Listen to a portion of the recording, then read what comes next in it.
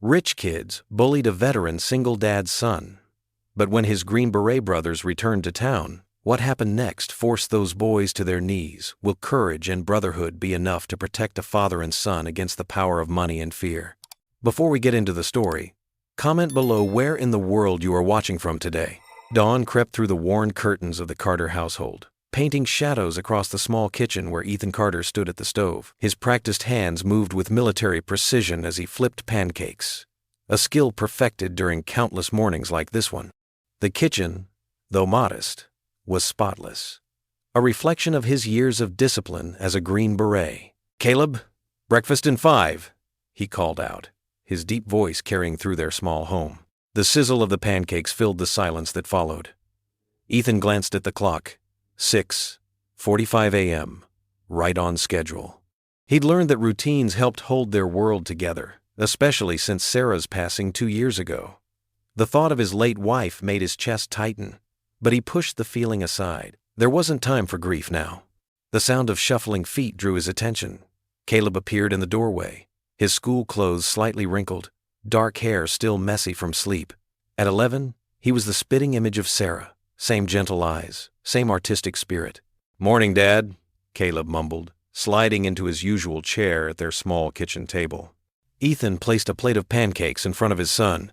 "Sleep okay, buddy?" Caleb poked at his breakfast with his fork. "I guess." Ethan noticed his son's hands trembling slightly as he cut into the pancakes. "First day jitters? What if they don't like me?" Caleb's voice was barely above a whisper. "What if I'm not, fancy enough?" Ethan pulled up a chair next to his son, his factory uniform crinkling as he Saturday. "Hey, look at me." He waited until Caleb's eyes met his. "You're a Carter. That means something. We might not have the biggest house or the fanciest clothes, but we've got something better. Character." Caleb managed a small smile, but Ethan could see the worry hadn't left his eyes.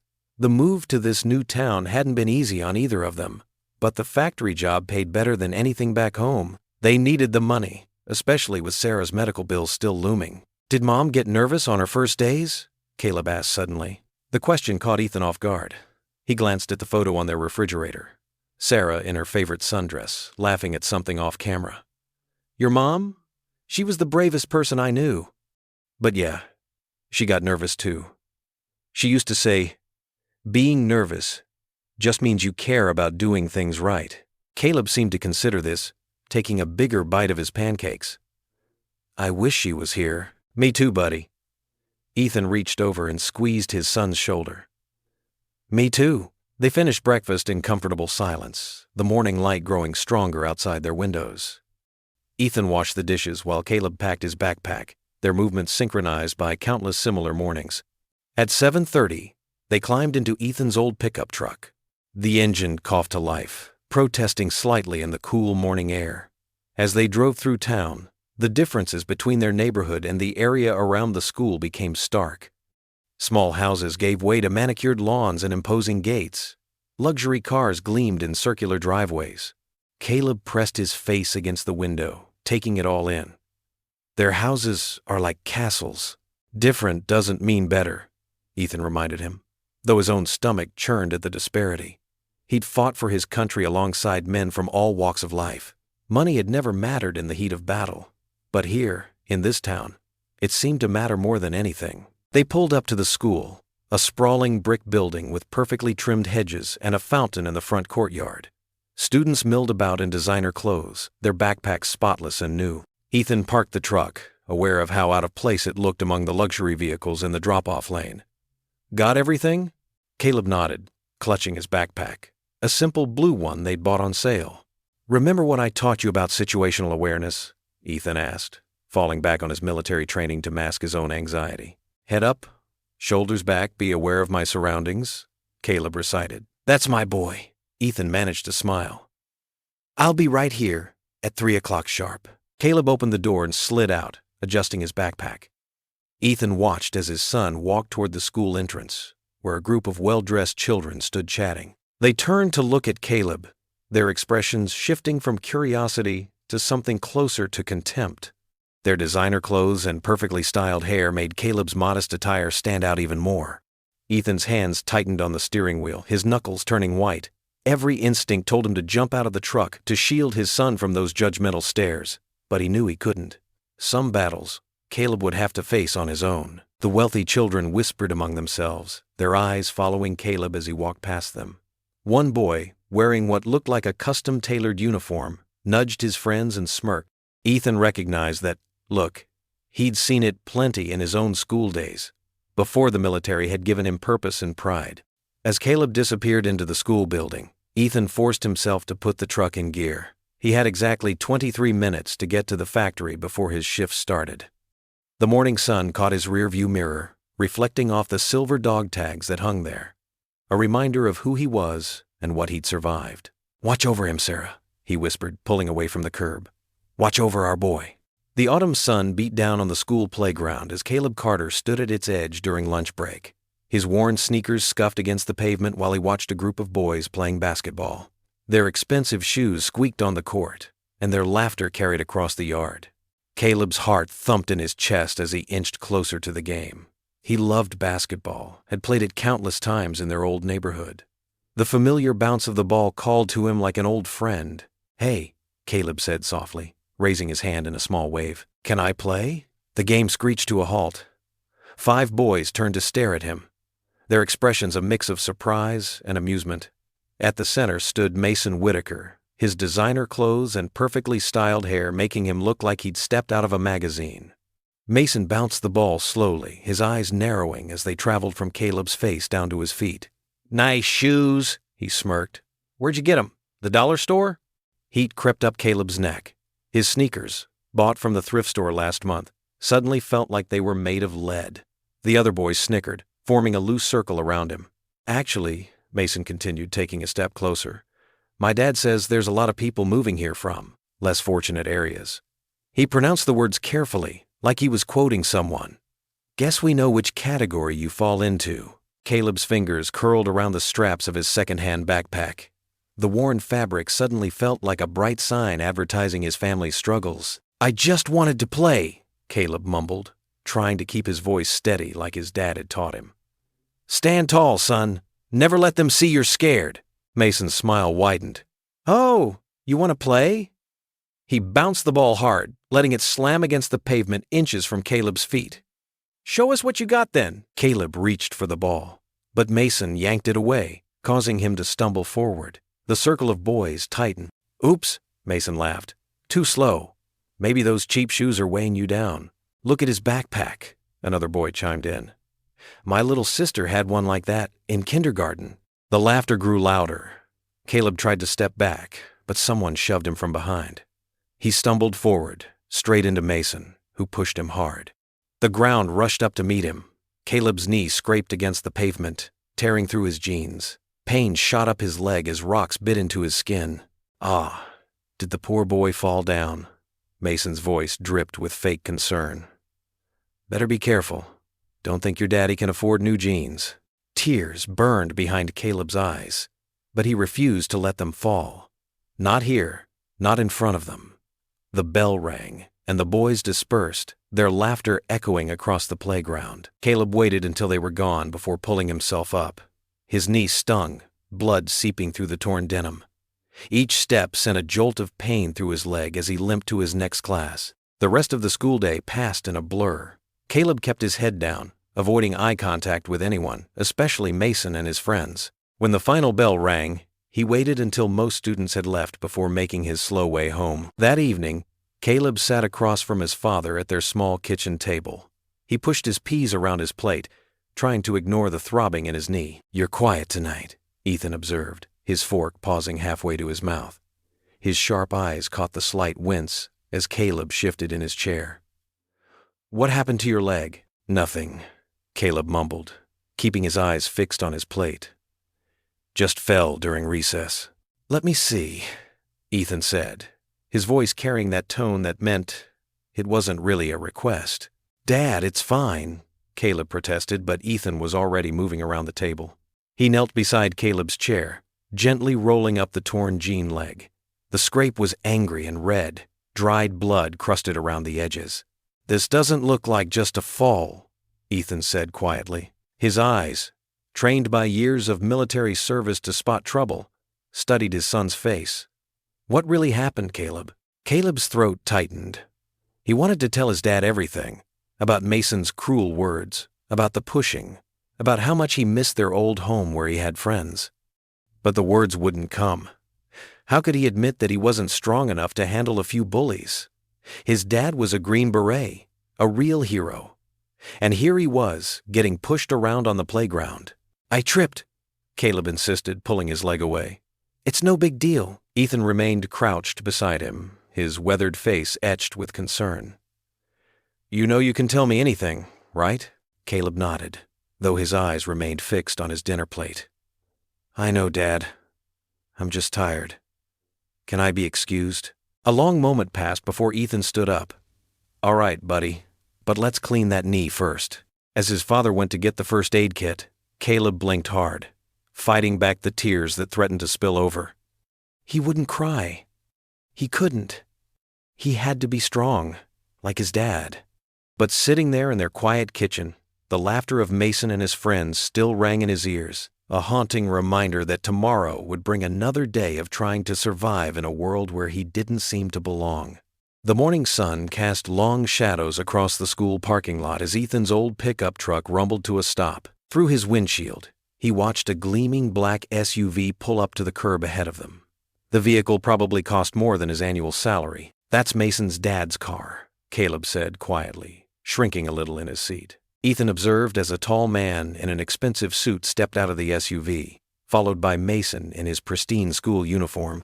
Other parents nearby straightened their postures, their conversations hushing as Mason's father passed.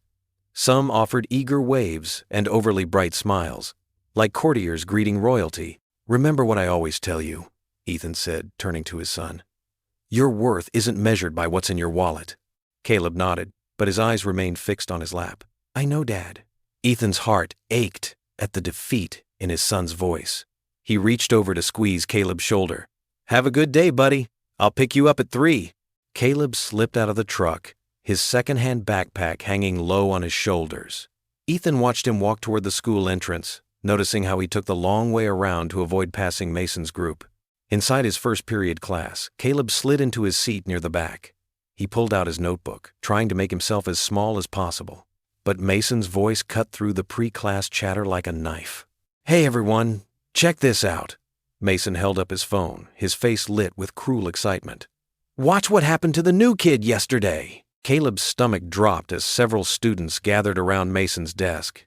The sound of his own yelp of surprise filled the room, followed by scattered laughter. On the tiny screen, yesterday's fall played out in vivid detail. His futile attempt to catch his balance, the way his knee scraped against the pavement, the look of shame on his face. "Did you see his face?" Mason snickered. "Like a scared little rabbit." Mrs. Thompson, their English teacher, glanced up from her desk. Her eyes met Caleb's for a brief moment before she quickly looked away, suddenly very interested in shuffling papers on her desk. Caleb's cheeks burned with humiliation. "Oh, is the army brat gonna cry?" Mason's voice dripped with mock concern. "Maybe Daddy can buy you some knee pads at the dollar store." The bell rang, and Mrs. Thompson finally stood up. "All right, class, phones away. Open your textbooks to page 83. The rest of the day passed in a blur of whispers and pointing fingers. Every time Caleb walked down the hallway, he heard snippets of conversation about the new kid and that video. By the time the final bell rang, his shoulders felt heavy with the weight of countless stares. At home that evening, Caleb sat cross-legged on his bed, his math homework untouched beside him. In his hands, he held a silver picture frame, his thumb tracing the familiar curves of his mother's smile. The photo had been taken at the beach 3 years ago, before the cancer. Her arms were wrapped around a younger Caleb, both of them laughing at something just out of frame. "I miss you, Mom," he whispered, his voice catching in his throat. "I don't know what to do. Dad always says I need to be strong, but..." He wiped his eyes with the back of his hand. "I wish I could be brave like him, like you were." The sound of his father moving around in the kitchen drifted up through his open door. Caleb could picture him down there, probably reheating leftover casserole from their elderly neighbor, Mrs. Jenkins. His dad tried so hard to make everything okay, worked so many hours at the factory. But Caleb could see the tiredness in his eyes. "I wish you were here," Caleb continued softly, touching the glass over his mother's face. "You always knew what to say when things got hard." His fingers trembled slightly as he held the frame closer. "I need to be stronger, Mom. I just don't know how."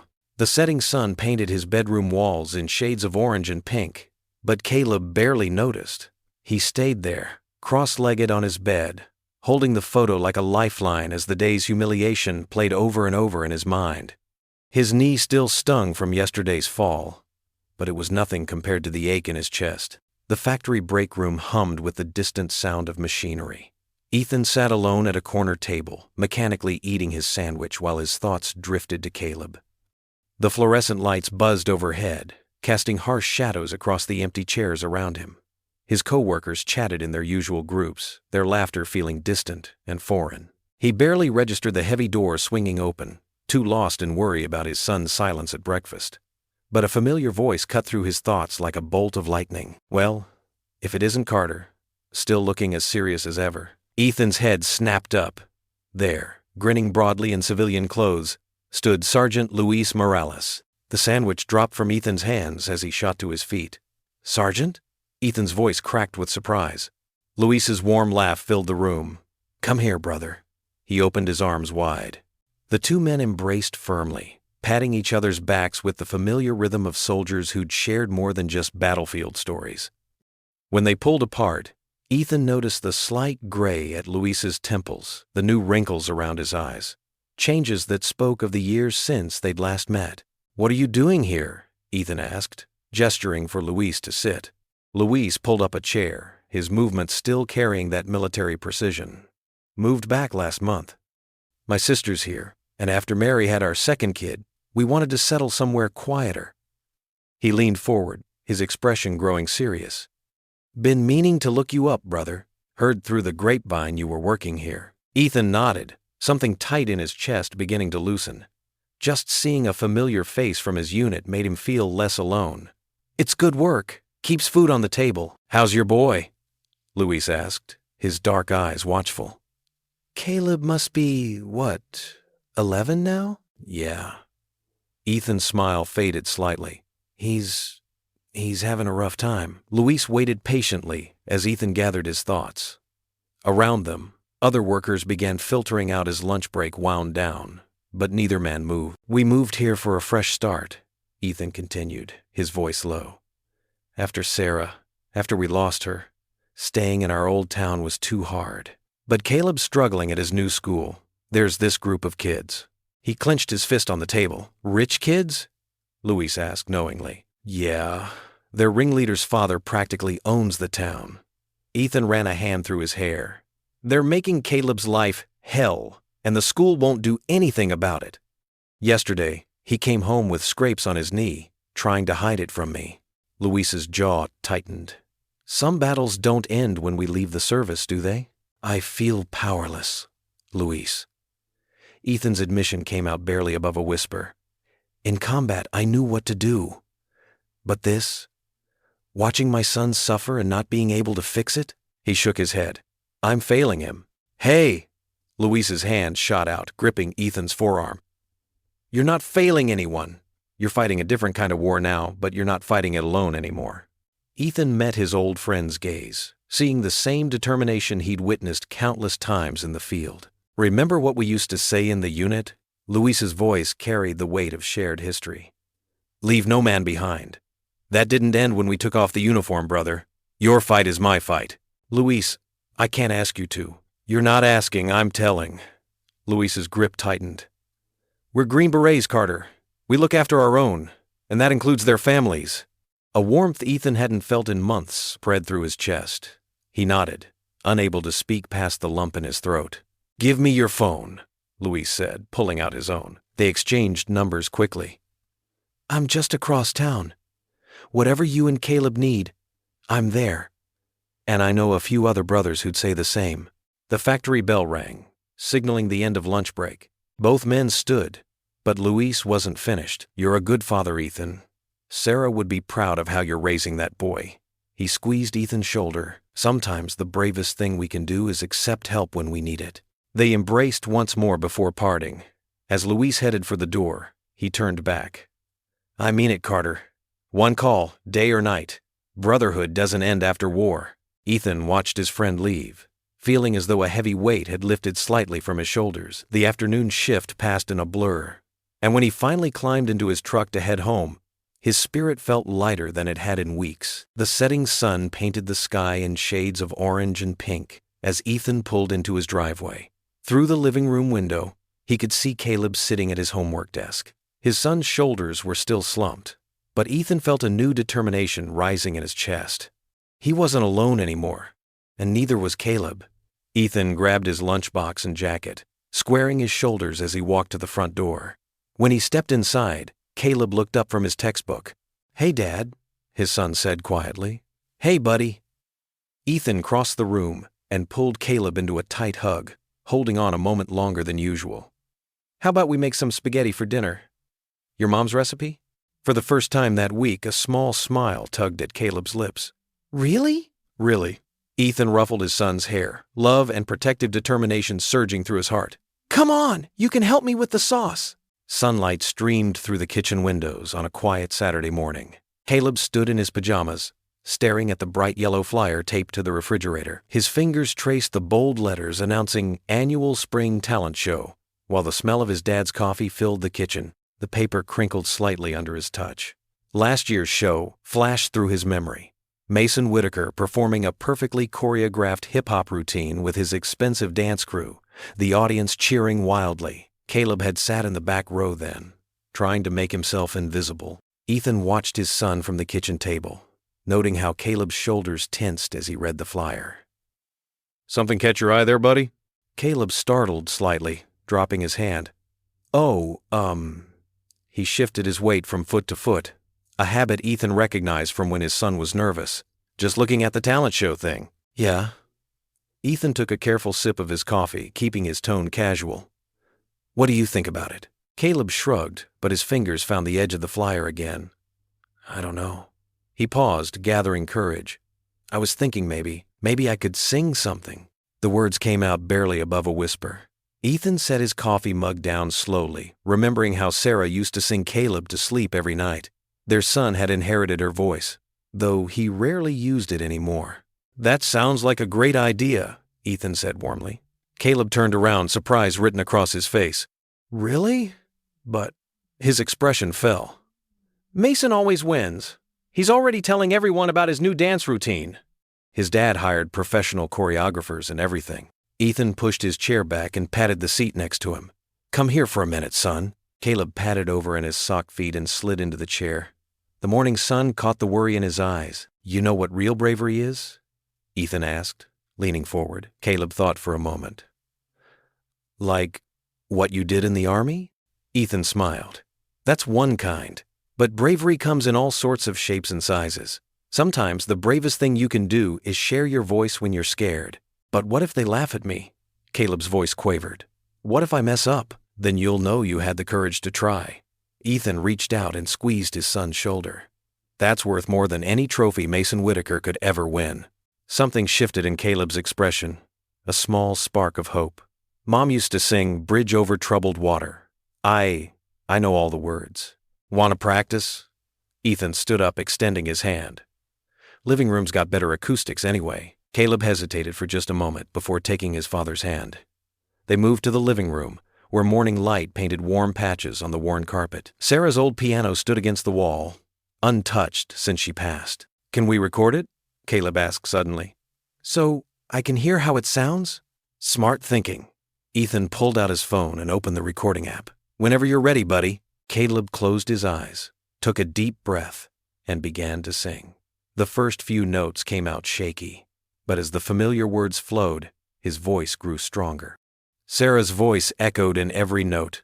The same gentle power, the same ability to make the world feel a little softer. When you're weary, feeling small, when tears are in your eyes, I'll dry them all. Ethan stood perfectly still.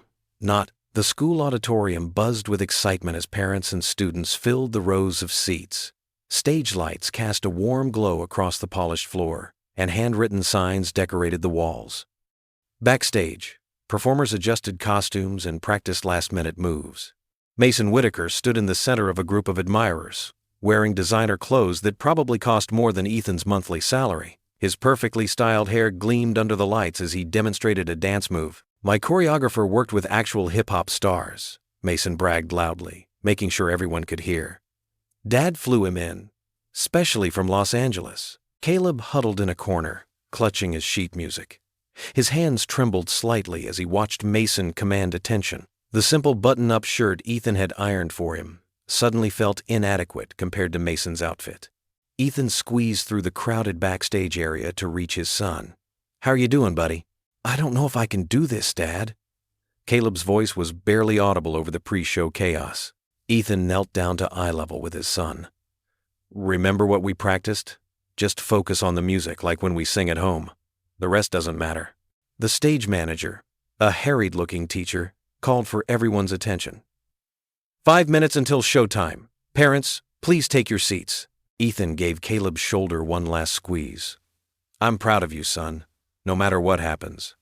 As Ethan made his way to his seat, he caught Mason smirking at Caleb. The boy's expression reminded him of a predator sizing up its prey. The talent show opened with a flurry of acts, juggling, magic tricks, and dance routines. Mason's performance came early in the program. His crew of backup dancers moved in perfect synchronization while he commanded center stage, every move precise and practiced. The audience erupted in applause when he finished, and Mason bowed with practiced grace. Finally, the announcer called Caleb's name. The walk from backstage to the microphone seemed to take forever. Caleb looked tiny under the bright lights, his sheet music rustling in his shaking hands. The piano accompaniment began, and Caleb's voice quivered on the first few notes. From his seat, Ethan could see his son's knuckles white against the paper he held. But then something changed.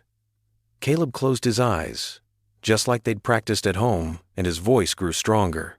The song was one his mother used to sing, a gentle melody about finding light in darkness. As Caleb's clear voice filled the auditorium, a hush fell over the audience. Even the restless younger siblings stopped fidgeting. Ethan felt his chest tighten with pride and grief. Sarah would have loved to see this moment. When the last note faded, there was a moment of silence before the applause began. It wasn't the thunderous response Mason had received, but it was genuine and warm. Caleb opened his eyes, a small smile tugging at his lips as he gave a quick bow. The smile didn't last long. As Caleb made his way backstage, Mason's voice cut through the crowd. "Nice try, Charity Case. Did you get that shirt from the donation bin?" Ethan found Caleb in the hallway after the show, while families were still milling around the lobby taking photos. "You did amazing out there," Ethan said, pulling his son into a hug. "That took real courage." "Mason's going to win again," Caleb mumbled into his father's shirt. "He always does." "Hey." Ethan pulled back to look at his son. "Winning isn't everything.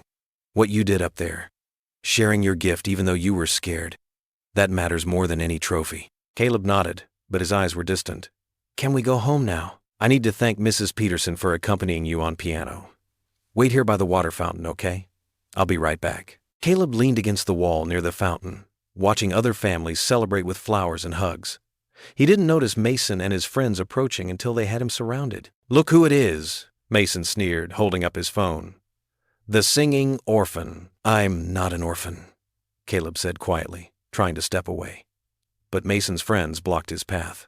"Might as well be. Everyone knows your dad can barely afford to feed you."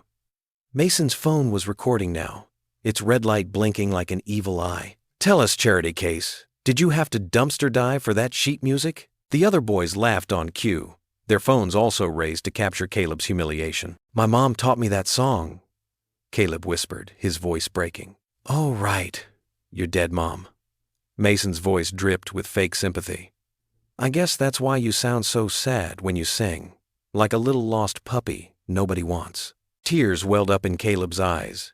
He pushed past the circle of laughing boys and ran, their taunts following him down the hallway. His feet carried him out of the school and into the dark parking lot, past the row of luxury cars where Mason's chauffeur waited. He ran all the way home, lungs burning, the sound of his own sobs drowning out the traffic. Behind him, Mason was already uploading the video, adding cruel captions and tags that would ensure everyone at school would see it by morning. When Ethan returned to the water fountain minutes later, his son was gone. A janitor mentioned seeing a boy run out crying, and Ethan's heart sank. He rushed to his truck, already dreading what he might find when he got home. The chapter ends with Caleb crying in his room, while his humiliation spreads across social media, transforming a moment of courage into ammunition for cruelty. The morning sun filtered through worn curtains in the Carter kitchen, casting pale shadows across the breakfast table. 2 bowls of cereal sat untouched, one in front of Ethan, who watched his son with growing concern, and one before Caleb, who hadn't lifted his head since sitting down. "I can't go back there," Caleb whispered, his voice thick with tears. "Everyone's seen it." Ethan's heart ached as he watched his son push the cereal bowl away. Dark circles shadowed Caleb's eyes, evidence of a sleepless night spent worrying about the video that had spread through the school's social media like wildfire. "Son, look at me," Ethan said gently. When Caleb finally raised his eyes, the pain there made Ethan's stomach clench. "Those boys, what they did, that's on them, not you. But everyone's laughing at me." Caleb's shoulders hunched forward. "They're calling me charity case in all the comments. Mason's friends keep sharing it and adding mean stuff." Ethan gripped his coffee mug tighter, trying to contain the anger that burned in his chest. He'd spent hours last night trying to get the video taken down, but it kept popping up on different accounts.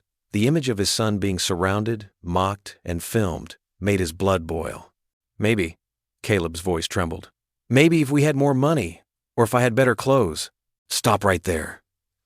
Ethan's voice came out sharper than he intended, and he softened his tone. "You have nothing to be ashamed of. Nothing." But Caleb just stared at his lap, tears dropping onto his worn jeans. Ethan felt helpless, a feeling he hadn't experienced since his days in combat. Back then, he'd always had his team, his brothers in arms, who had his back. Now, watching his son suffer, he felt completely alone. The clock on the wall ticked loudly, reminding Ethan that school would start soon. He should be pushing Caleb to get ready, to face the day with courage. But looking at his son's defeated posture, he couldn't bring himself to do it. "Okay, buddy," Ethan said softly. "Not today. We'll figure something out." Relief flooded Caleb's face, followed quickly by shame at that relief. He pushed away from the table and retreated to his room, leaving Ethan alone with his cold coffee and colder thoughts.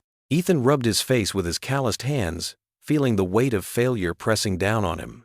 Sarah would have known what to do. His late wife had always been better at handling emotional situations, at finding the right words to heal hurt feelings. His phone sat on the counter, and after a moment's hesitation, he picked it up.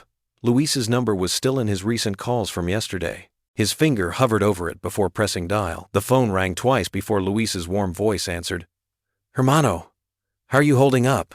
"Not good, Luis." Ethan's voice cracked slightly. "Caleb won't go to school. That video, it's everywhere." "I saw it," Luis replied, his tone darkening. "Those little punks had no right." "I don't know what to do." Ethan walked to the window, watching the neighbor kids climb onto their school bus. "I can't fight this like I would have in the field. Can't protect him from this kind of warfare." "Maybe that's where you're wrong, brother." Luis's voice took on the tone Ethan remembered from mission planning sessions. "Remember what made us strong in the field?" "The team," Ethan replied automatically. "Exactly. We've got brothers right here in town. Johnson's running that hardware store on Main. Rodriguez teaches at the community college. Martinez has that construction company." Hope stirred in Ethan's chest for the first time since seeing that video. "You think they'd help?" "They're Green Berets, hermano. Once a brother, always a brother. Let me make some calls." Ethan heard the familiar sound of Luis's chair creaking as he leaned forward, his planning pose. "We protect our own, Ethan. And Caleb, he's family too. What do you have in mind?" "First, we show Caleb he's not alone. Then we remind this town what real strength looks like. Not bullying and money, but honor and brotherhood." The spark of hope in Ethan's chest grew stronger. He glanced toward Caleb's room, where soft music played behind the closed door. "Make those calls, Luis. Please. Already on it, brother. We'll meet tonight, your place. 7 o'clock. After hanging up, Ethan walked to Caleb's room and knocked softly. "Can I come in?" A muffled "yeah" came from inside. Ethan opened the door to find Caleb lying on his bed, headphones around his neck, staring at the ceiling. The photo of Sarah, on his nightstand, seemed to watch over him. Ethan sat on the edge of the bed. "You know what got me through the toughest times when I was a soldier?" Caleb turned his head slightly, curious despite his misery. "My brothers. Not by blood, but by choice. Men who stood by me when things got dark." Ethan placed his hand on Caleb's shoulder. "And you know what? They're still here, still ready to stand with us." "Really?" Caleb's voice was small but held a hint of interest. "Really?" Ethan squeezed his son's shoulder gently. "We're not alone anymore, buddy. Not by a long shot." For the first time that morning, Caleb's eyes held something besides fear, a tiny glimmer of hope that matched the spark in Ethan's own heart. The aroma of grilled meat and wood smoke filled Luis's backyard as the evening sun painted the sky in warm oranges and pinks. Ethan stood by the grill with Luis, watching his old friend flip burgers with practiced ease. The familiar sizzle and pop brought back memories of base camp cookouts, where brotherhood meant sharing whatever food they had. Caleb sat quietly at the picnic table, his shoulders still tense but his eyes curious as he watched the gathering of veterans.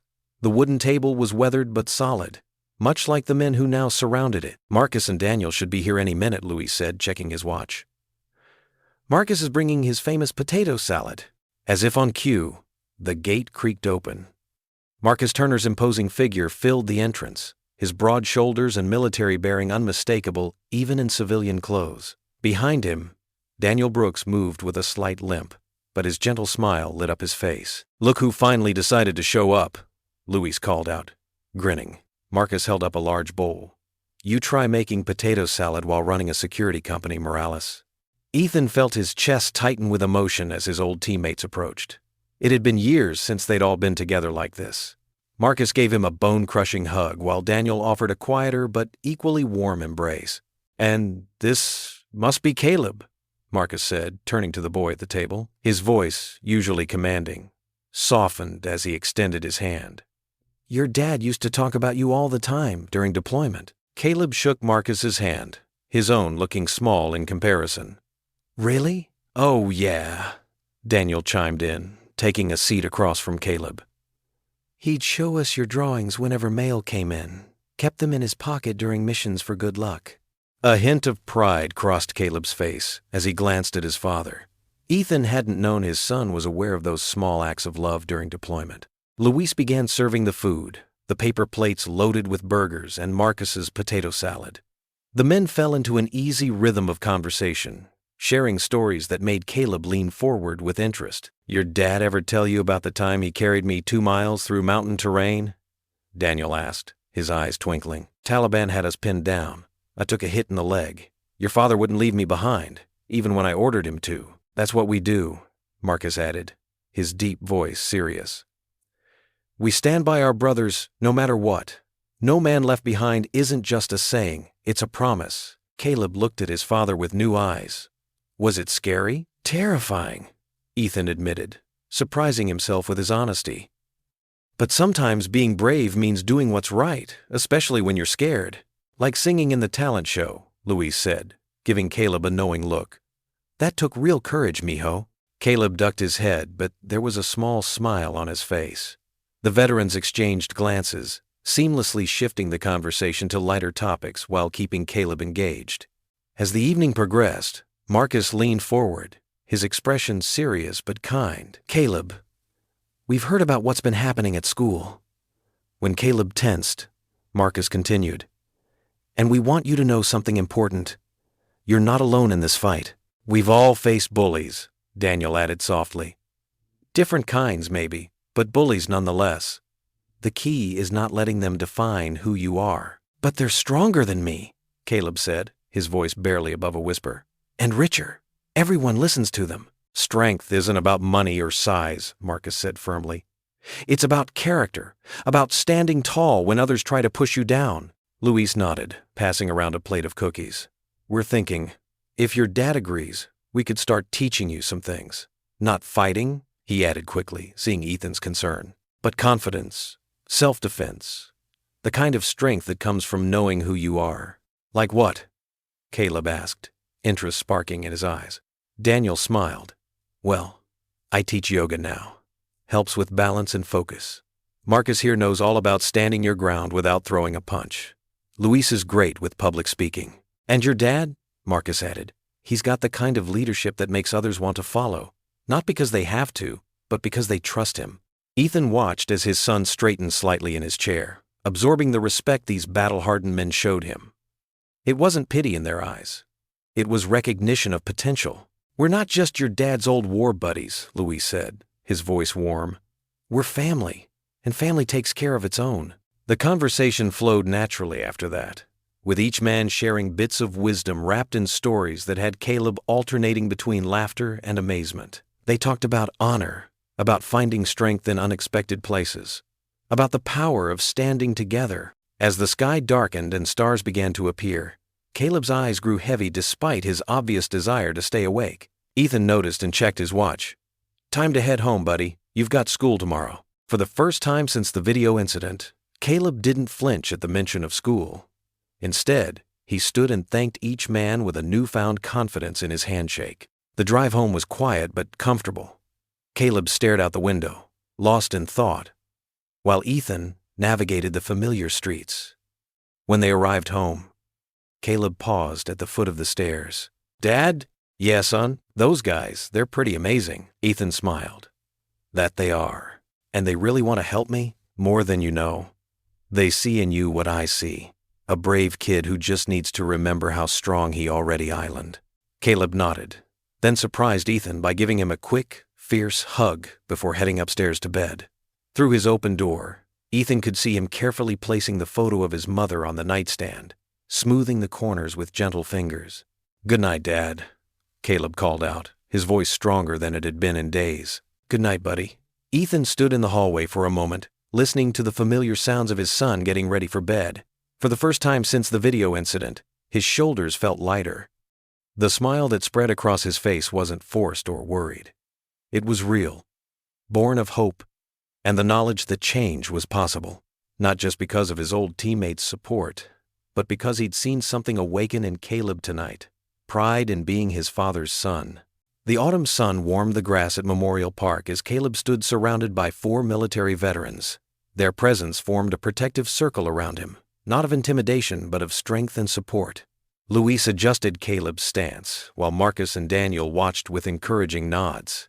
Remember, buddy, Luis said, his voice gentle but firm. It starts with how you carry yourself.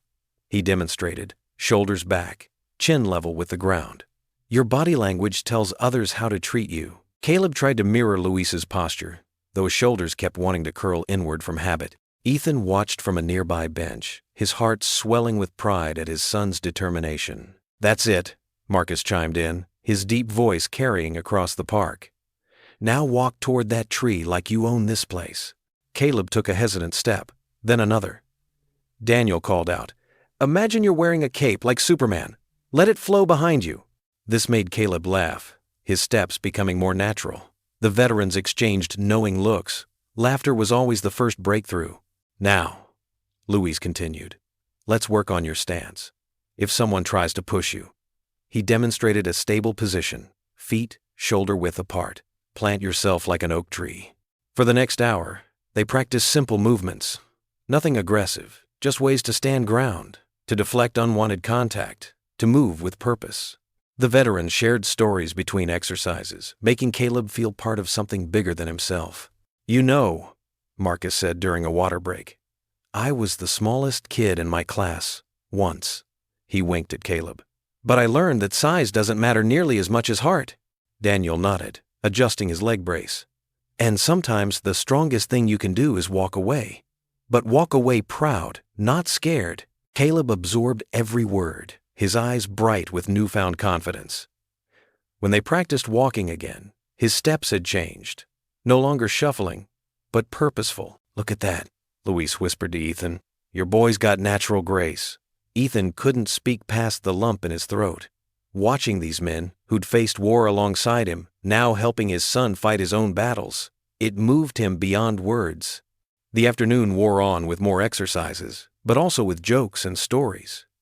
Caleb learned about the time Marcus got lost during training and ended up in a cow pasture.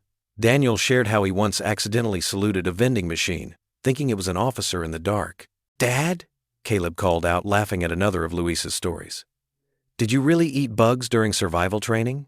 Ethan grinned, joining the group. "Those were gourmet bugs, son. Very exclusive menu." The laughter that followed was interrupted by the sound of an expensive engine.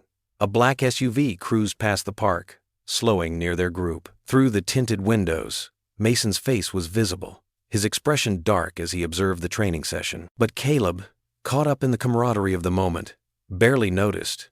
He was too busy practicing a defensive stance while Daniel told another funny story about basic training. The veterans had positioned themselves naturally between Caleb and the street, a subtle shield born of years of protective instinct. "Hey, Mr. Daniel," Caleb said, his voice stronger than it had been in weeks. "Can you show me that blocking move again?" "Sure thing, kiddo," Daniel replied, his eyes briefly tracking the SUV as it accelerated away. "Remember, it's all about confidence. You've got more power than you know." The rest of the afternoon passed in a blur of movement and laughter. They wrapped up with a group photo, Caleb in the middle, standing tall between his father and their veteran friends. His smile was different now, not the nervous one from before, but genuine and strong. As they packed up their water bottles and training gear, Luis caught Ethan's eye. "Same time next week?" Ethan nodded, watching Caleb chat animatedly with Marcus about comic book heroes. Wouldn't miss it for the world. The park was bathed in golden light as they gathered their things. Caleb's walk back to the car was steady, his head held high. The change wasn't just physical. There was a new light in his eyes, a spark of self-belief that hadn't been there before. The black SUV passed by once more, moving slower this time. Mason sat in the passenger seat, his phone raised, recording their group. The veterans noticed but didn't react, keeping their focus on Caleb's training. They'd faced worse threats than a privileged kid with a smartphone. Monday dawned crisp and clear as Caleb walked through the school's main entrance. His shoulders were set differently now, just as Luis had taught him.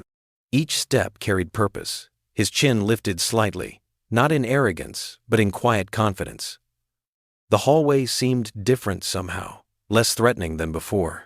Near his locker, he heard the familiar sound of taunting. His heart quickened, but not from fear this time. Around the corner, two of Mason's friends towered over a sixth grader named Tommy, a small boy with thick glasses who always sat alone at lunch. "Hey, Four Eyes," one of the bullies sneered, knocking Tommy's books from his hands. "Why don't you clean our shoes while you're down there?" Caleb remembered Marcus's words from the park. Sometimes the strongest thing you can do is stand up for someone else. Taking a deep breath, he stepped forward. "Leave him alone," Caleb said, his voice steady despite his racing heart. He positioned himself between Tommy and the bullies, feet planted just as he practiced. The bullies exchanged surprised looks. They were used to the old Caleb, the one who would hurry past with lowered eyes. "What's it to you, Carter?" the taller one asked. But Caleb noticed the uncertainty in his voice. "Tommy's with me," Caleb said simply, helping the younger boy gather his books. "And if you've got a problem with that, we can talk to Principal Stevens about it." He maintained eye contact, remembering Daniel's advice about not showing fear. Mrs. Rodriguez, his English teacher, rounded the corner just then. She paused, taking in the scene with raised eyebrows. The bullies shuffled away, muttering under their breath. "You okay?" Caleb asked Tommy, who nodded vigorously, clutching his books to his chest. "Thanks," Tommy whispered. "Nobody's ever. I mean, would you maybe want to sit together at lunch?" Caleb smiled. "Sure, I'd like that." Throughout the morning, word spread about what had happened. Teachers noticed how Caleb participated more in class, raising his hand to answer questions. During third period, Miss Rodriguez pulled him aside. "Caleb," she said warmly, "I've seen quite a change in you lately. The way you helped Tommy this morning, that took real character." Caleb felt his cheeks warm. "My dad and his friends have been teaching me about standing up for what's right." Mrs. Rodriguez's eyes lit up. "Your father was in the military, wasn't he? Actually, I've been looking for a student speaker for our Veterans Day Assembly next week. Would you be interested in sharing a few words about what you've learned from your father's service?" Caleb's heart jumped. Speaking in front of the whole school? A month ago, he would have declined immediately. But now, thinking of his dad and the Green Berets who had shown him such kindness, he found himself nodding. "I'd be honored," he said. "Wonderful. Please let your father know he's specially invited to attend. We'd love to have him there." That afternoon, Caleb could barely contain his excitement as he waited for his father's truck in the pickup line.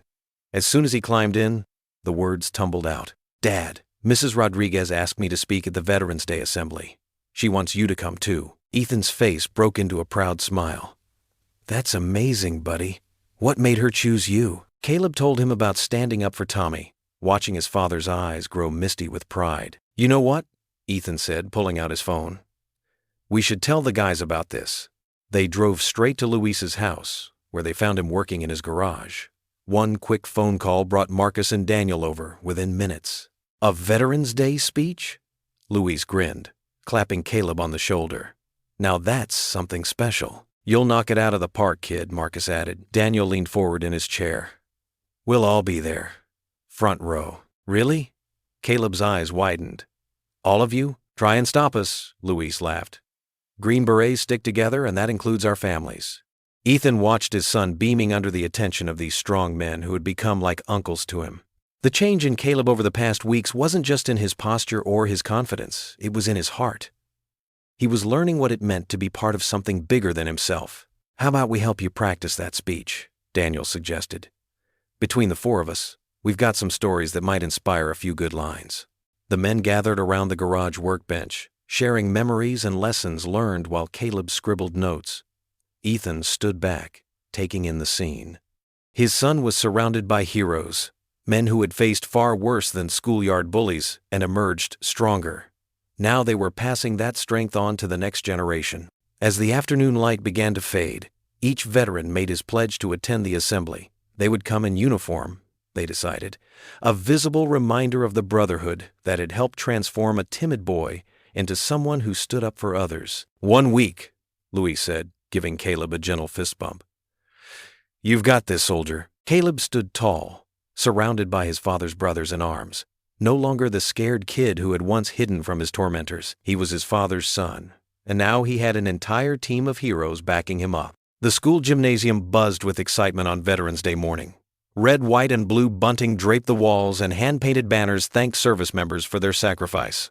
American flags of various sizes decorated every corner, their stars and stripes a proud reminder of what the day represented. Ethan Carter sat in the front row alongside Luis, Marcus, and Daniel, all wearing their dress uniforms. They had polished every button and badge until they gleamed under the fluorescent lights. The bleachers behind them filled quickly with parents, teachers, and students, their chatter echoing off the high ceiling. In the prep room adjacent to the gym, Caleb paced back and forth, his index cards trembling slightly in his hands. He wore his best clothes, a crisp white shirt, navy blue tie, and pressed khaki pants that his dad had helped him pick out.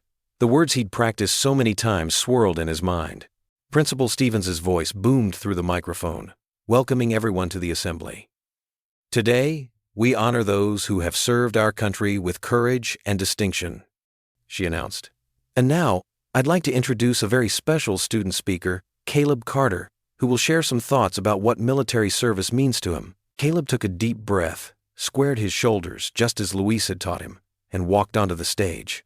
The spotlight felt warm on his face as he approached the podium. His eyes found his father in the crowd, and the sight of those 4 proud veterans in their uniforms gave him strength. "Good morning," Caleb began, his voice clear and steady. "When Mrs. Rodriguez asked me to speak today, I thought about what courage really means. I used to think it was about being the strongest or the loudest." He paused, his gaze sweeping across the audience. "But my dad taught me differently." In the third row, Mason Whitaker slumped in his seat, arms crossed, but Caleb didn't let that distract him. "My father served as a Green Beret, one of the most elite soldiers in our military. But when I asked him what made him brave, he didn't talk about fighting. He talked about his brothers, the men who served beside him." Caleb gestured to the 4 veterans in the front row. "He told me that true courage is about standing up for others, even when you're scared." Ethan's eyes glistened as he watched his son speak. Luis reached over and squeezed his shoulder. "These men taught me that honor isn't about being perfect," Caleb continued, his voice growing stronger. "It's about getting back up when you fall. It's about defending those who can't defend themselves. And most importantly, it's about treating everyone with respect, even people who might not show you the same kindness." Several teachers dabbed at their eyes with tissues. Even some of the students who usually paid little attention sat up straighter, caught by the sincerity in Caleb's words. My dad lost my mom 3 years ago, but he never stopped being brave. Every day he shows me what sacrifice looks like. He works long hours at the factory, helps me with my homework, and still finds time to teach me about character. Caleb's voice wavered slightly, but he pressed on. That's what our veterans do. They sacrifice so others can have better lives. In the audience, Mrs. Rodriguez beamed with pride. She noticed several of Mason's friends shifting uncomfortably in their seats, perhaps reflecting on their own behavior. These men beside my father today, Caleb gestured again to the veterans. They've become my uncles. They showed me that family isn't just about blood. It's about who stands beside you when times are tough. They taught me that sometimes the biggest battles aren't fought with weapons, but with kindness and integrity. Ethan couldn't hold back his tears now. Daniel passed him a handkerchief, while Marcus and Louise sat tall, their own eyes misty with emotion. So today, when we honor our veterans, we're not just thanking them for fighting wars. We're thanking them for showing us how to live with dignity, how to protect what's right, and how to lift others up instead of pushing them down. Caleb's voice rang clear through the gymnasium. Thank you, Dad, for being my hero. And thank you to all veterans who remind us that true strength comes from serving others. The gymnasium erupted in applause. Students and parents rose to their feet, creating a standing ovation that seemed to shake the very walls. Principal Stevens wiped her eyes before returning to the microphone, her voice thick with emotion as she thanked Caleb. As Caleb descended the stage steps, Ethan met him halfway. Father and son embraced tightly, neither caring about the tears that fell freely now. The other Green Berets surrounded them, forming a protective circle of pride and love. That's my boy, Ethan whispered into Caleb's hair. That's my brave boy. Near the back of the bleachers, Mason Whitaker slumped lower in his seat, his face a mix of anger and something else, perhaps the first stirrings of shame. But neither Caleb nor Ethan noticed him. They were too wrapped up in their moment of triumph, surrounded by the men who had helped them find their strength again. The applause continued to thunder through the gymnasium, a standing tribute not just to veterans, but to a young boy who had found his voice and the father who had helped him discover his courage. The autumn evening had turned chilly as Ethan pulled into their driveway after work. Golden leaves skittered across the walkway, and the setting sun cast long shadows across their modest front yard. His muscles ached from another long shift at the factory, but thoughts of Caleb's triumphant speech that morning kept a smile on his face. As he climbed the front steps, something white caught his eye. An official-looking envelope lay propped against the screen door, bearing the seal of the state government. Ethan's heart skipped a beat as he picked it up, his calloused fingers suddenly clumsy as he tore it open. The paper inside felt heavy, formal. His eyes scanned the first paragraph, and the world seemed to tilt beneath his feet. The words, Child Protective Services, and formal investigation jumped out at him like accusations. The complaint, filed by Theodore Whitaker, Mason's father, alleged that Ethan's military background and possible PTSD made him potentially unstable and unfit for sole custody. Ethan's hands began to shake. The letter mentioned concerning reports about his militant approach to parenting and involving military personnel in his son's affairs. They had twisted everything, the mentorship, the confidence training, all of it, into something sinister. He stumbled through the front door, the letter crumpling in his grip. The house was quiet except for the sound of Caleb's footsteps upstairs. The boy's humming drifted down. He was still riding high from his success at the assembly. The sound made Ethan's chest ache. In the kitchen, Ethan slumped into a chair, spreading the letter on the worn tablecloth. His mind raced through possibilities, each worse than the last. They couldn't take Caleb away. They couldn't. The boy was all he had left of Sarah, all that kept him going some days. Dad? Caleb's voice came from the doorway. Are you okay? Ethan quickly tried to fold the letter, but Caleb had already seen it. The boy's keen eyes, so like his mother's, caught the official letterhead. What's that? Caleb asked, stepping closer. Nothing, buddy. Just some paperwork. Ethan attempted a smile, but it felt wrong on his face. Caleb moved faster than Ethan expected, snatching the letter before his father could stop him. His eyes widened as he read, his face growing paler with each line. They want to take me away?" Caleb's voice cracked. The paper trembled in his hands. "Because of Mason's dad? No one's taking you anywhere," Ethan said firmly, standing up. But his own voice wavered slightly. It's because I spoke up, isn't it?" Caleb's eyes filled with tears. "If I hadn't given that speech?" "Stop right there." Ethan crossed the kitchen in 2 strides, pulling his son into a tight embrace. "You did nothing wrong. Nothing. This is about rich men who don't like being stood up to, that's all." But Caleb was sobbing now, his thin shoulders shaking. "I don't want to leave you, Dad. Please don't let them take me." The words hit Ethan like physical blows. He held his son tighter, feeling the boy's tears soaking through his work shirt. Everything they'd built, the confidence, the sense of security, the pride, seemed to crumble around them. "Remember what we learned from Uncle Luis?" Ethan whispered into Caleb's hair. "About never leaving a brother behind?" Caleb nodded against his chest. "Well, you're more than my brother, Caleb. You're my son, and I will never, ever leave you behind. You understand?" Another nod, smaller this time. They stood like that for a long time, until Caleb's sobs quieted to hiccups. The kitchen grew dark around them, but neither moved to turn on the lights. Sometimes, Ethan thought, the darkness made it easier to be brave. Finally, Caleb pulled back slightly, wiping his eyes with his sleeve. "What do we do now?" Ethan wished he had a better answer.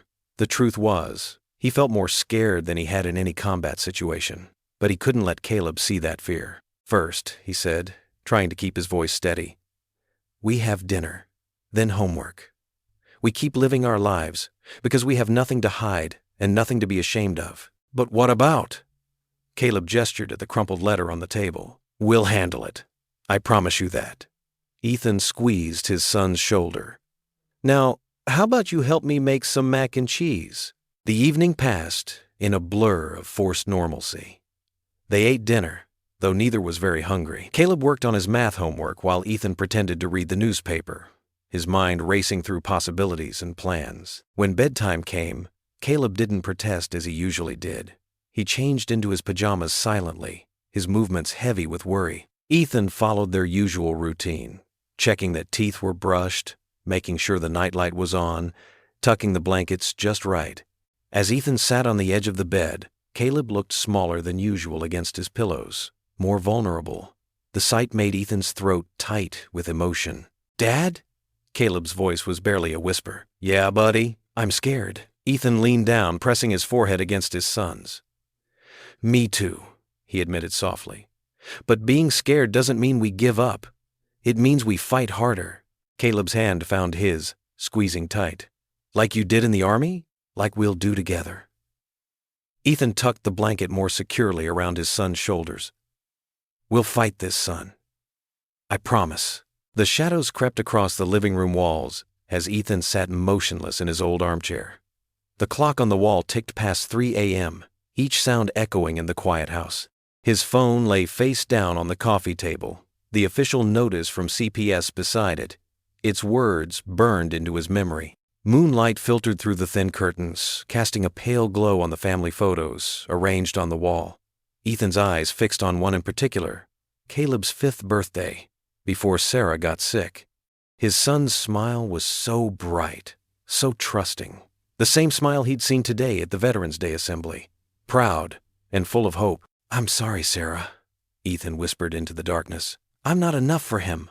His mind tortured him with every misstep, every harsh word spoken in frustration, every time he'd worked late instead of being home. The factory calluses on his hands felt like badges of failure rather than honest work. The living room seemed to close in around him. Memories of Sarah haunted every corner, her favorite reading spot by the window, the worn patch on the carpet where she used to do her morning stretches. What would she think of him now? A father who couldn't even protect their son from school bullies, let alone the powerful forces trying to tear them apart. Dawn began to creep over the horizon when 3 sharp knocks broke through Ethan's dark thoughts. He knew that pattern.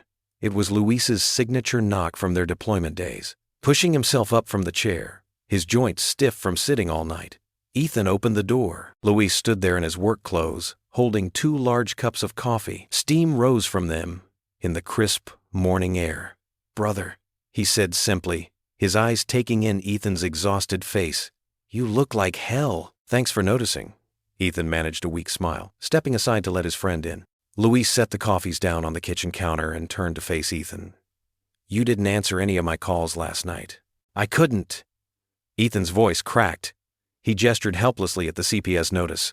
Luis picked up the paper, his jaw tightening as he read. "Theodore Whitaker." He practically spat the name. "That entitled piece of—" He caught himself, glancing toward the hallway where Caleb's room was.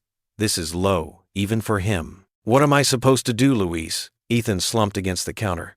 "He's got money, connections. I'm just a factory worker with—" He swallowed hard.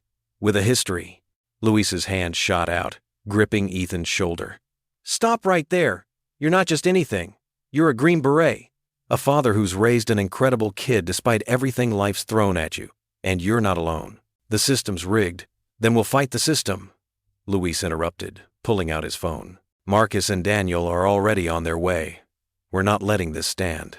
As if on cue, 2 more quiet knocks came at the door. Marcus and Daniel entered, both carrying notebooks and laptops. They moved with the quiet efficiency that came from years of military training, setting up at the kitchen table like it was a mission briefing. "First thing," Marcus said, opening his laptop, "we document everything. Every incident of bullying, every time the school looked the other way."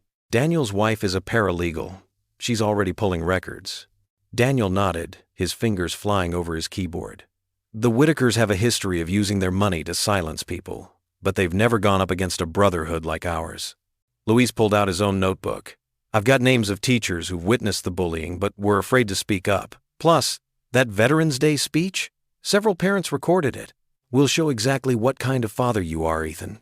Ethan watched his brother's work, feeling something stir in his chest, something that had been dormant since he'd opened that envelope. "Hope, we're taking this public," Luis continued. "No more letting them hide behind closed doors and private meetings. The whole town needs to see what's happening." "The whole town?" Ethan hesitated. "Caleb's already been through so much." "Your son is stronger than you think." Marcus looked up from his laptop. "Yesterday, he stood in front of hundreds of people and spoke about honor and courage. He's his father's son." The men worked through the early morning hours, their coffee growing cold as they built their strategy. They compiled evidence, drafted statements, and mapped out every connection the Whitakers had used to maintain their influence over the town. As the sun rose fully, casting warm light through the kitchen windows, Ethan felt his strength returning. These men, his brothers, had never left him behind on the battlefield, and they weren't about to start now. What none of them noticed was the small shadow in the hallway. Caleb stood silently, listening to every word. He watched his father's shoulders straighten, heard the determination return to his voice. His hand touched the spot where his mother's photo rested in his pocket, a ritual that had always given him comfort. But now, watching these strong men rally around his father, Caleb felt a new kind of strength growing inside him. He wouldn't let his father fight this battle alone. He wouldn't let fear win. Most importantly, he wouldn't let the Whitakers tear apart what remained of his family. As the morning light grew stronger, Caleb's resolve grew with it. His father had taught him about courage, not through words, but through actions. Now it was his turn to be brave. The morning sun cast long shadows across Main Street as Luis and Ethan walked into Eleanor's diner. The bell above the door chimed, and the smell of fresh coffee and bacon filled the air. Eleanor herself, a woman in her 60s with silver hair and kind eyes, looked up from behind the counter. "Ethan Carter," she said warmly, though her smile didn't quite reach her eyes. "Haven't seen you in here for a while." Luis guided them to a quiet booth in the corner, away from other customers. Eleanor followed with a pot of coffee, her hands trembling slightly as she poured. "We heard about what happened with your boy," Eleanor said quietly, glancing around. "That Mason kid and his daddy have been nothing but trouble since they moved here 5 years ago." Ethan's hands tightened around his coffee mug. "What do you mean?" Eleanor sank into the seat beside them, her voice barely above a whisper. "That man, Mr. Richardson, he bought up half the downtown properties, tripled the rent on most of us small business owners." She dabbed at her eyes with her apron. 3 shops closed last month alone. My lease is up for renewal next week, and I'm scared, Ethan. This diner's been in my family for 40 years. Marcus and Daniel joined them, settling into the booth with notebooks ready. Over the next hour, Eleanor's story poured out. She wasn't alone.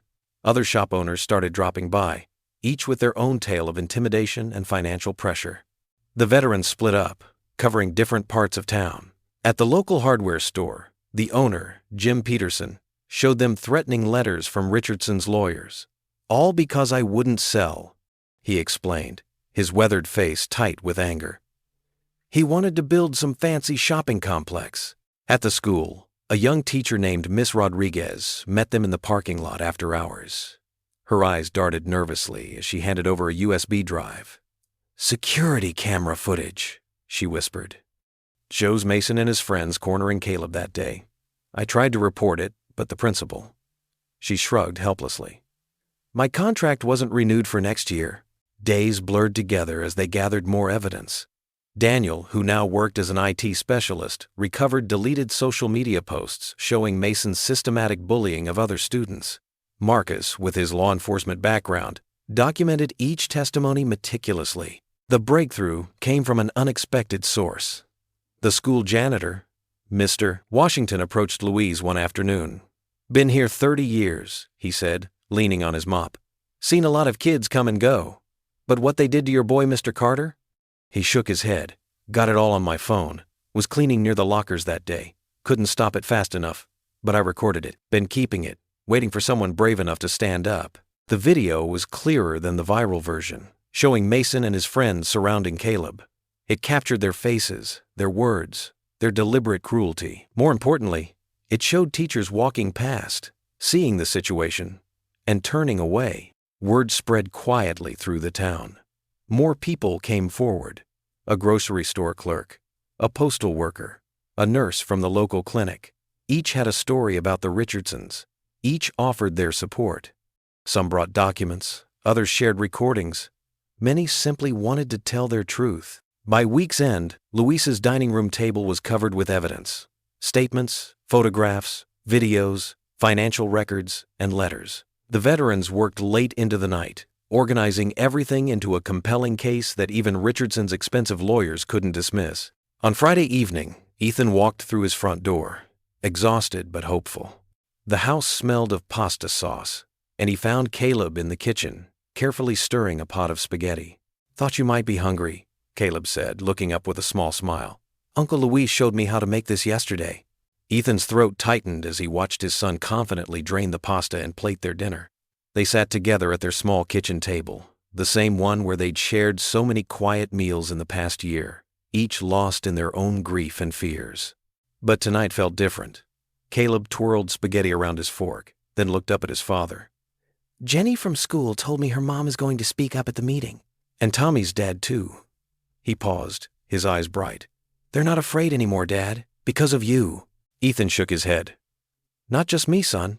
It's everyone together. Sometimes it takes one person to start, but it takes a community to finish." Caleb put down his fork and reached across the table, placing his hand over his father's. "I'm proud of you, Dad." The words hung in the air between them, filling their small kitchen with something that felt a lot like hope. Father and son sat there in comfortable silence, sharing a simple meal that tasted more like victory than any fancy dinner ever could. The Saturday morning sun filtered through the kitchen windows of the Carter home, casting warm patches of light across the worn linoleum floor. Ethan stood at the counter, mechanically stirring his coffee while watching Caleb in the backyard. His son sat cross-legged on the grass, sketching in his notebook.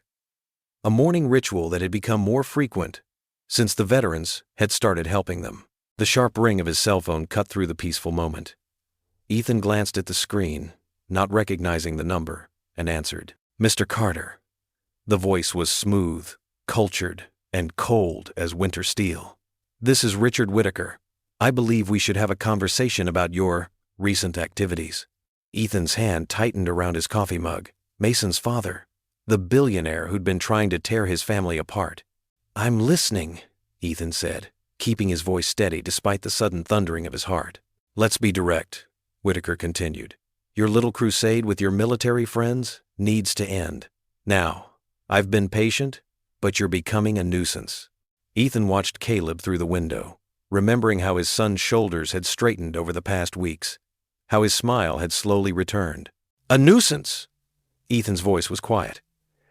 Your son bullied mine, posted videos, made his life hell. Boys will be boys, Mr. Carter. Whitaker's tone dripped with condescension. But what you're doing could have serious consequences. I have friends in many places, the factory where you work, the bank holding your mortgage, the family court system. One word from me. The threat hung in the air like poison. Ethan's stomach churned. Everything he'd built, everything he'd fought for, it could all disappear. His hands began to shake, and he set the coffee mug down before he could drop it. Think about your son, Whitaker pressed. Do you really want to risk losing him over this? The words hit Ethan like physical blows. His breath caught in his throat as fear, cold and familiar, crept up his spine. Maybe he should back down. Maybe the risk was too high. Maybe. Then he remembered Caleb's words from just days ago. Dad, you always said courage means standing tall even when you're scared. The front door opened, and Luis walked in, using the spare key Ethan had given him. One look at Ethan's face, and his friend's expression turned serious. Mr. Whitaker, Ethan said, drawing strength from Luis's presence. My son is exactly why I won't stop. You think you can threaten me because you have money and power?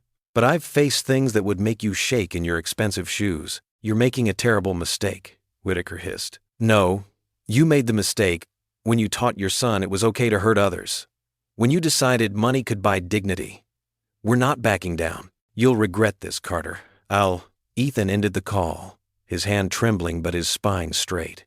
Luis stepped forward, concern etched on his features. Whitaker, Luis asked quietly. Ethan nodded, running a hand through his hair. He threatened everything. My job, my house, custody of Caleb. Maybe I'm being selfish, putting Caleb at risk just to prove a point. Luis's hand gripped his shoulder, firm and steady. Brother, we've faced worse enemies with less. This fight is worth it. That man needs to learn he can't buy people's souls. Through the window, they watched as Caleb looked up from his drawing, waving at them with a bright smile. The sight made Ethan's chest ache with love and determination. You're right, Ethan said. We're not giving up. He walked outside, crossing the yard to where Caleb sat surrounded by colored pencils and paper. His son's latest drawing showed a group of men in uniform standing together, the Green Berets who'd become their extended family. That's really good, buddy, Ethan said, lowering himself to the grass beside Caleb. Thanks, Dad. Caleb glanced up, his expression turning worried as he studied his father's face. Are you okay? You look upset. Ethan pulled his son into a tight embrace, feeling Caleb's arms wrap around him in return. The morning sun warmed their shoulders, and somewhere nearby, a bird sang its morning song. I'm more than okay, Ethan whispered.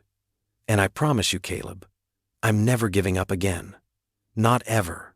Caleb hugged him tighter, and in that moment, Ethan knew with absolute certainty that no amount of money or threats could break what truly mattered. The bond between a father and son, the strength of brotherhood, and the power of standing up for what was right. Through the kitchen window, Luis watched them with a proud smile, already pulling out his phone to rally the other veterans. The battle lines had been drawn, and they would face whatever came next together. The school auditorium buzzed with tension as people filed in, filling every seat. Fluorescent lights cast a harsh glow over the crowd. Parents in work clothes who'd rushed straight from their jobs, teachers with worried expressions, and students who sensed something important was about to happen. In the front row, Mason Whitaker slouched between his parents, his father's expensive suit a stark contrast to the casual attire around them. Near the back, Sergeant Luis Morales and 3 other Green Berets stood like sentinels, their presence commanding respect without a word. They wore civilian clothes, but their military bearing was unmistakable. Each carried a folder thick with documents. Caleb Carter sat between his father and Luis, his hands fidgeting in his lap. Ethan reached over and squeezed his son's shoulder, drawing strength from the touch as much as giving it. The school board president, Mrs. Henderson, called the meeting to order with 3 sharp raps of her gavel. Our first item of business tonight concerns the recent allegations of bullying and misconduct at Marshall Middle School. Mr. Carter has requested to address the board. Ethan stood slowly, his movements deliberate. The room fell silent as he walked to the podium, his footsteps echoing in the hushed space. He adjusted the microphone, took a deep breath, and began speaking in a voice that carried years of command experience. "I'm not here tonight to make accusations or demand revenge," he started, his tone measured and clear. "I'm here as a father who wants his son, and every child in this school, to feel safe and respected." Richard Whitaker shifted in his seat, his face a mask of controlled disdain. But Ethan continued, his voice growing stronger. "For months, my son Caleb has endured systematic bullying. Not just teasing, but humiliation, physical intimidation, and public shame. We tried handling this through proper channels. We were ignored. Today, that changes." Luis and the other Green Berets moved forward, distributing packets to each board member. The rustling of papers filled the room as people began to examine the evidence, screenshots, written testimonies, and photographs. "But the most compelling evidence," Ethan continued, nodding to Luis, "is this." The lights dimmed, and a projector flickered to life. The video that had haunted Caleb played on the wall. Mason and his friends surrounding him after the talent show, their cruel laughter echoing through the speakers. But this time, the video didn't stop there. It continued, showing other incidents: pushed books, tripped feet, stolen lunch money, all carefully documented by security cameras and student phones. Gasps rippled through the crowd. Mrs. Henderson's face grew pale as she watched. Richard Whitaker stood up abruptly, but Luis and another veteran stepped forward, their presence a silent warning to remain seated. The lights came back on, and Ethan's voice cut through the murmurs. "This isn't just about Caleb. We've gathered statements from 15 other students who faced similar treatment. Their parents were afraid to speak up, fearing retaliation from those with influence. That ends tonight." The crowd erupted in scattered applause, growing louder as more people joined in. Parents began standing up, sharing their own children's stories. Teachers who had stayed silent now spoke about the pressure they'd faced to ignore the bullying. Mason sank lower in his seat, his usual swagger replaced by genuine fear as the tide of public opinion turned against him. His father's face had turned an angry red, but he remained silent, aware of the cameras recording the meeting. Mrs. Henderson cleared her throat. "Mr. Whitaker, would you and your son like to address these allegations?" Richard Whitaker stood, straightening his tie. "This is clearly a coordinated attack on my family's reputation. These so-called veterans—" "Sir," Luis interrupted, his voice quiet but firm. "Every document in those packets is verified. Every video authenticated. Every witness ready to testify. You can fight this, but you'll lose more than just your reputation." The room fell silent again. Richard Whitaker looked around, seeing not the usual deference but determination in the faces before him. His shoulders sagged slightly, the first crack in his armor. Mason looked up at his father, then at Caleb. Something shifted in his expression, fear giving way to shame. Without waiting for his father's permission, he stood up. His voice cracked. "I'm sorry. What I did, what we did to Caleb, it was wrong." The crowd watched as Mason walked to where Caleb Saturday. His friends, seeing their leader break rank, followed. One by one, they knelt before Caleb, offering genuine apologies. "I was jealous," Mason admitted, his voice thick with emotion. "You had real courage at the talent show. Your dad, he's a real hero. I just pretended to be important." The audience erupted in applause and cheers. Parents hugged their children. Teachers wiped away tears. The Green Berets stood at attention, pride evident in their bearing. Ethan moved through the crowd to his son. He placed his hands on Caleb's shoulders, both of them trembling with relief and pride. Caleb looked up at his father, his eyes shining with unshed tears and newfound strength. The school board president's gavel rang out again. "In light of this evidence, the board will take immediate action to implement anti-bullying measures and investigate all instances of administrative negligence. Mr. Carter, thank you for your courage in bringing this forward." Richard Whitaker and his wife slipped out a side door, their influence in the community effectively ended. But Mason stayed, standing awkwardly near Caleb, as if uncertain how to navigate this new reality where money didn't determine worth. The Green Berets gathered around Ethan and Caleb, forming a protective circle of honor and loyalty. Luis squeezed Ethan's shoulder, tears in his eyes.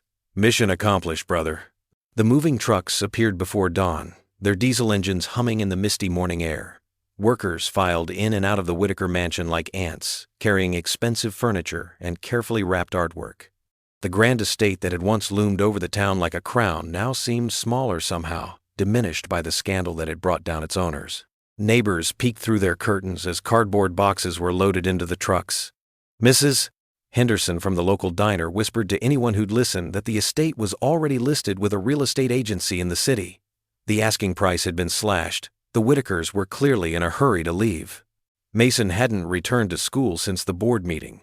Rumor had it the family was relocating to Europe, though no one knew for sure. The boy who had once strutted through the halls like he owned them had vanished without saying goodbye to anyone. Principal Roberts called Ethan into her office on a sunny Tuesday morning. The same office where she had once dismissed his concerns about bullying now felt different. Humbler, perhaps. She sat behind her desk, hands folded, a different woman than the one who had kowtowed to wealth and influence. "Mr. Carter," she began, her voice carrying a note of genuine respect. "We've been doing a lot of thinking about how to prevent what happened with Mason from ever happening again." She paused, shuffling some papers on her desk. "We need someone who understands discipline, respect, and most importantly, courage. Someone who can mentor our troubled students." Ethan sat straighter in his chair, his expression curious but guarded. "We'd like to offer you a part-time position," she continued. 3 afternoons a week, working with boys who need guidance. The kind of guidance only someone with your experience can provide. The principal laid out the details. The hours would work around his factory schedule, and the pay, while modest, would help ease their financial strain. But it was more than that. It was a chance to turn their painful experience into something meaningful. "You won't be alone," she added. "Sergeant Morales has already agreed to volunteer 1 afternoon a week." Ethan thought about the boys like Mason, privileged but lost, and the boys like Caleb, good hearts needing only confidence to shine. He thought about his own journey from soldier to father, and how sometimes the hardest battles were fought not with weapons, but with wisdom and compassion. "I'd be honored," he said simply. The changes in Caleb were remarkable to watch. The boy who had once hunched his shoulders and avoided eye contact now walked the school halls with quiet confidence. Other students began to gravitate toward him, drawn not by fear or force, but by the genuine strength he projected. During lunch periods, Caleb could often be found sitting with kids who reminded Ethan of his former self, the shy ones, the ones who didn't quite fit in. He'd share his sandwich with a classmate who forgot their lunch, or help another with math homework. The same gentle spirit that had once made him a target now made him a natural leader. One afternoon, Ethan watched through his office window as Caleb intervened when 2 boys were about to fight. He didn't raise his voice or threaten. He just stepped between them, spoke quietly, and somehow got them both to laugh. The scene brought tears to Ethan's eyes. In his new role, Ethan found himself working with boys from all backgrounds. Some were angry, some scared, some lost. He taught them the same lessons his Green Beret brothers had taught Caleb, about standing tall, about using words before fists, about the difference between true strength and mere power. The factory still took up most of his days, but now the work felt lighter somehow. The double shifts didn't exhaust him the way they used to. Having a purpose beyond survival made everything else manageable. On a crisp Saturday morning, Ethan drove to the cemetery, a small bouquet of wildflowers in his hand. The headstone was simple: Sarah Carter, beloved wife and mother. He knelt before it, brushing away some fallen leaves. "You should see him, Sarah," he said softly, placing the flowers against the cool stone. "Our boy. He's becoming everything we hoped he'd be. Strong, but kind. Brave, but gentle." He paused, swallowing past the lump in his throat. "The kind of man who makes others better just by being around them." A warm breeze rustled the trees overhead, carrying the sweet scent of autumn leaves. "We're safe now," he continued. "Really safe. Not just from bullies or rich men who think they own the world, but inside too." He touched the headstone gently. "I wish you could see how the whole town has changed. How people look out for each other now. How your son helped make that happen." Ethan sat there for a while, telling Sarah about Caleb's latest achievements, his improving grades, his growing circle of friends, the way younger students looked up to him. He told her about his new role at the school, about the boys he was helping, about the healing that was happening not just in their family, but in the whole community. "You'd be proud," he whispered, standing slowly. "So proud." As he walked back to his truck, Ethan felt lighter than he had in years. The morning sun warmed his face, and somewhere in the distance, church bells began to ring, their clear tones carrying across the peaceful cemetery. The sound reminded him of hope, of new beginnings, of battles won not with force but with faith and perseverance. The autumn evening painted the town square in warm golden hues as strings of twinkling lights crisscrossed overhead like a canopy of stars. The annual Harvest Festival was in full swing, with the scent of caramel apples and grilled corn floating on the crisp breeze.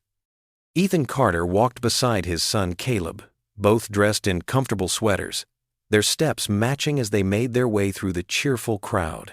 "Mr. Carter," called Mrs. Thompson from the pie stand, waving enthusiastically. "We saved you boys some apple pie. Still warm." Ethan smiled, noting how different it felt now when people called his name. There was warmth in their voices, respect in their eyes. Gone were the awkward glances and whispered conversations that had once followed them around town. "Looking sharp, Caleb," Mr. Peterson, the hardware store owner, called out. "Heard you're helping coach the junior choir now?" Caleb beamed, standing a little taller. "Yes, sir. We're practicing for the Christmas concert." They continued through the festival, stopping to chat with neighbors who had become friends. Children who had once avoided Caleb now called out to him, asking if he'd join their games later. The transformation wasn't lost on Ethan. His son walked with confidence now, his smile genuine and bright. "There they are!" A familiar voice boomed across the square. Luis Morales appeared, flanked by Marcus and Daniel, all three veterans carrying paper plates piled high with festival food. "Uncle Luis!" Caleb rushed forward, accepting a warm one-armed hug from the former Green Beret. "We couldn't miss this," Marcus grinned, ruffling Caleb's hair. "Especially not after hearing you might sing tonight." Daniel nodded toward the small stage where local musicians were setting up. "The sign-up sheet's got your name on it, kid. You ready to show them how it's done?" Caleb glanced at his father, who gave him an encouraging nod. "I've been practicing," he said, his voice steady with newfound assurance. The group found a table near the stage, sharing stories and laughter over plates of festival food. Luis told carefully edited war stories that had Caleb hanging on every word. Marcus's wife joined them with their young daughter, who insisted on sitting next to Caleb, clearly starstruck by the boy who had stood up to bullies and won. As evening deepened, the festival lights grew brighter, casting a magical glow over the gathering. When the MC called Caleb's name, the crowd erupted in supportive cheers. Ethan watched his son climb the steps to the stage, remembering how different it had been at the school talent show months ago. Caleb took his place at the microphone, his hands steady. The opening notes of "Lean on Me" filled the square, and Caleb's clear voice rose strong and true. There was no trembling now, no fear. He sang with the confidence of someone who knew he belonged. People swayed to the music, some singing along softly. Ethan felt Luis's hand squeeze his shoulder, saw Daniel wiping suspiciously at his eyes. When Caleb finished, the applause was thunderous and genuine, not a single mocking voice in the crowd. As Caleb made his way back to their table, the band struck up a slower song. Families moved to the dance area, and Ethan stood, extending his hand to his son. "May I have this dance?" he asked with exaggerated formality that made Caleb laugh. They stepped onto the dance floor together, Ethan leading as he had once led Caleb's mother. They moved in simple circles, sometimes stepping on each other's toes and chuckling about it. Other dancers smiled at them, the father and son who had shown the town what real strength looked like. "Remember when you taught me to slow dance for Mom's birthday?" Caleb asked softly. "In the living room?" "She loved watching us practice," Ethan replied, his voice thick with memory but not heavy with sadness anymore. "She'd be so proud of you, son, so proud of who you've become." They danced through another song, comfortable in their shared silence. The Green Berets watched from their table, raising their cups in a quiet toast to the family they had helped protect. Around them, the festival continued its cheerful celebration. Children running with sparklers, couples sharing cotton candy, neighbors greeting neighbors with genuine warmth. As the music faded, the first boom of fireworks drew everyone's attention skyward. Ethan and Caleb found a spot on the grass, leaning back to watch the display. Red, gold, and blue flowers bloomed against the dark canvas of night, reflecting in their upturned faces. In the brief quiet between explosions, Ethan pulled his son close. "We're home now, son," he whispered.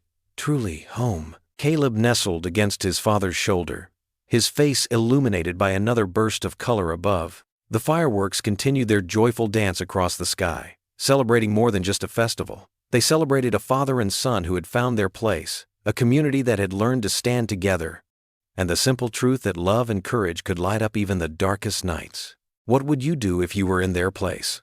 Comment your answer below, and let's see how you'd rewrite the ending. If you enjoyed the story of Ethan Carter, I handpicked the next story that you will enjoy. Please don't miss this one. Click here to watch it.